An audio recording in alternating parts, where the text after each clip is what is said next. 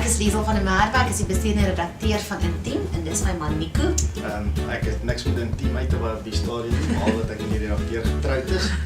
My eie besigheid wat hele paar goedjies doen. Ja, is baie lekker goedjies.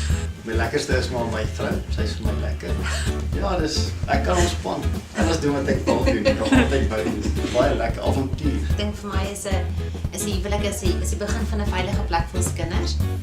En dis 'n veilige plek vir ons. Dit is lekker om iemand te hê waar ek net ook kan tuis kom. Ons praat altyd van ons huis is ons love nest, dis ons dien. So as die wêreld wil draak daar buitekant, dit is altyd 'n plek om heen te gaan. Ons is hierdie jaar 18 jaar getroud. Ons het 2 seuns, huislik groot al. So ons is amper terug by honeymoon fase in ons lewe. Onthou om julle stickers te plak vir huweliksweek. Dis baie belangrik. Wys vir die mense, julle staan op vir julle huwelike.